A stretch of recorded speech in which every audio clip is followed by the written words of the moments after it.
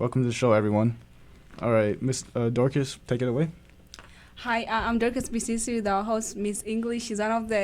She is the teacher of the year, and we have some few questions for her that we would like her to answer for us. So, Miss English, we would like you to feel free. We would like you to feel you're welcome. This is the Poly Radio. If you've never been here, this is where we do our talk shows. Okay. Our first question is: did you ever see yourself becoming a teacher? I did actually. It wasn't initially when I was like little, but somewhere around 8th grade, my older brother was actually taking biology, and I knew who the teacher was, and I was enthralled with biology as a subject, and I thought she was the coolest person. She was very energetic. She was very lively. She loved her topic, and I enjoyed biology, and I didn't know what I would do with it. I thought maybe veterinary science, but it didn't quite fit. It didn't seem right. And so I started looking at teaching towards my 10th and 11th grade year. And by the time I graduated, I was pretty much set. This is what I'm going to do. So you were very confident in teaching. I was pretty confident. So yeah. it was the only plan. You didn't have no plan B. It was just plan B. No, I did not have a plan B. I do come from a family of teachers, though, so that makes it a little bit easier. A lot of them are teachers. Our next question is: what have you learned through teaching? That is very broad. What have I learned through teaching? I think there's so many things that I've learned through teaching. I think I've become way more reflective in what I do and what I say, even small things, facial expressions, and how people respond to that, and how you can encourage or animate students even in the very, very tiny things. And even, maybe not even just with students, but with people in general. That has been one thing that I think has been very interesting as I've been teaching longer and longer, how the small things and the interactions with people can have dramatic effects. So besides from teaching, what else do you do outside? Outside. In your free time? In my free time. I do have a daughter. She is Celeste. She is 3 years old. And so if I'm home, I spend a lot of time with her. We go to the park. She loves blowing bubbles. That's one of her things these days. But I also very much enjoy going running. I'll actually push her in like a running stroller if she'll let me. And we go hiking. I do enjoy reading if I get the chance. So I guess you could say I enjoy reading and I like being active outside. So what is one thing that is so passionate about your job? Something that I find very passionate in my job? So I teach chemistry, which is, I will admit, a rather boring topic. If you look just directly at chemistry, look at a chemistry textbook, they're massively thick and it's just full of words and symbols and it's not very fun. So one of the things that I will try to do is hopefully through my enjoyment of the subject and my enthusiasm, I try to kind of pass that off to my students. And so I'm fairly passionate about trying to make it a little bit more engaging or tangible for students. Sometimes students don't realize that these are things that are happening all around them. It's right there. This is chemistry. So. And how many years have you been teaching? This is my 6th year. Oh. My first year I taught biology, and then I'm ending my 5th year teaching chemistry. You enjoy teaching chemistry? You're not planning on changing? I'd say I'm pretty happy teaching chemistry. Because it is something that a lot of people don't like. It's kind of a challenge. Can I get them to like it? Can I convince someone that chemistry is cool? Biology is, people tend to be more naturally engaged in biology or maybe physics, and so chemistry is fun, and I enjoy teaching it. So through all your 6 years of teaching, what has been your favorite moment? My favorite moment?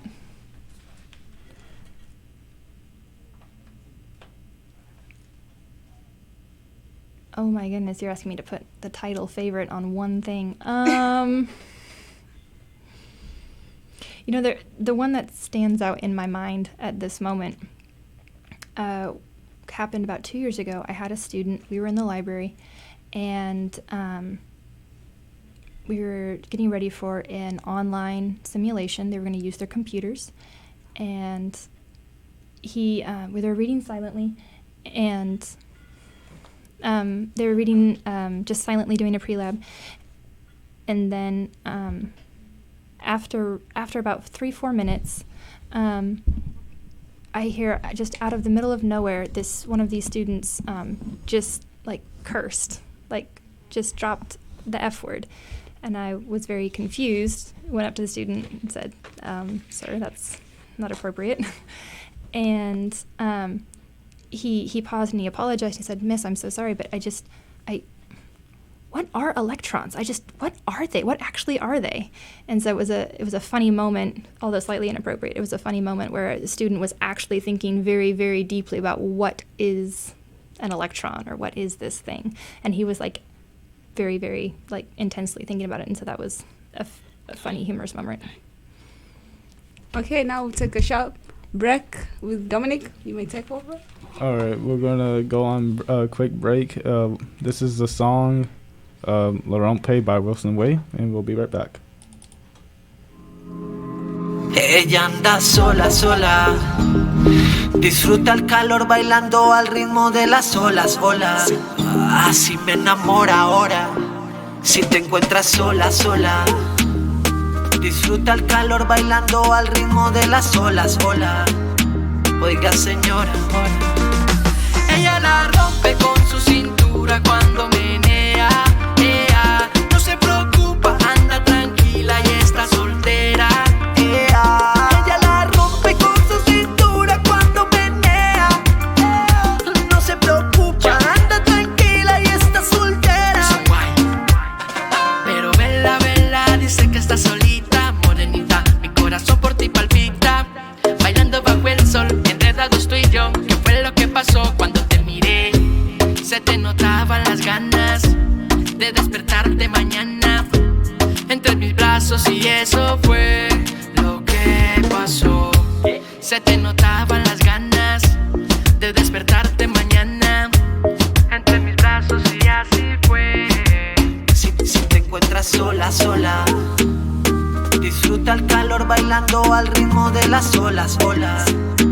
Oiga, señora, ella la rompe con su cintura cuando menea, ea. No se preocupa, anda tranquila, está soltera, ea.